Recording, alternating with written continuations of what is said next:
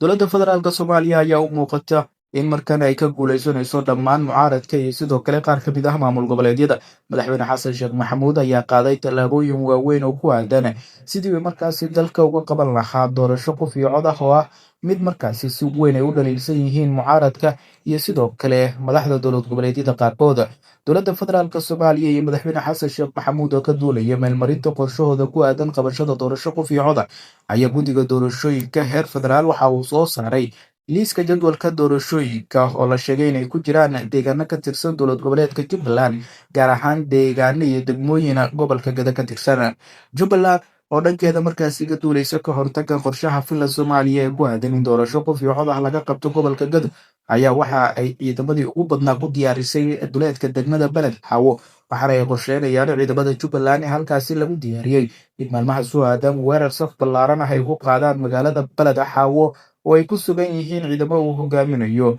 taliyihii hore ee nabad sugidda Jubbaland ahna wasiirkii amniga ee dowlad goboleedka Jubbaland Cabdirashiid Jaran oo waqti xaadirkan dowladda federaalka Soomaaliya ugu magacaaban taliyaha nabad sugidda deegaanada Jubbaland. Ciidamada Jubbaland ee lagu diyaariyey duleedka degmada Beled Xawo ayaa markaasi waxaa loo dhammaystiray dhammaan agabkii sanadooda military, waxaana Jubbaland ay qorsheynaysaa ka hortagga damaca madaxweyne xasan sheekh maxamuud ee ku aadan in deegaano ka tirsan goboleedka Jubbaland laga qabto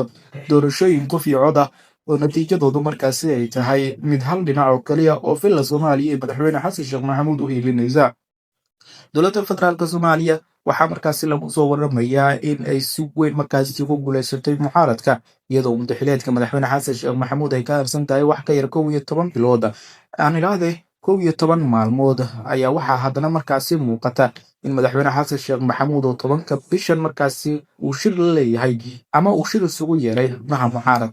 mucaaradka ayaa ilaa hadda markaasi aan ka jawaabin shirka uu madaxweyne xasan sheekh maxamuud isugu yeeray 10 bishan, iyada oo haddii shirkaasi ay ka qayb galaan 10 bisha wixii ka dambeeya madaxweyne xasan sheekh maxamuud madaxweyneedkiisa ay ka harsanaanayso 5 maalmood oo keliya. xasan sheekh maxamuud ayaa u muuqda nin markaasi uusan madaxweyneedkiisa wax walwalaah ka qabin, isla markaana iska wata howlihiisa sidoo kale doorashooyinkiisa halka dhinac. Mucaaradka ayaa la filayaa marka 15 bisha May la gaaro inay qaadaan tallaabooyin waaweyn oo ay ka mid yihiin inay abaabulaan ciidamo markaasi loogu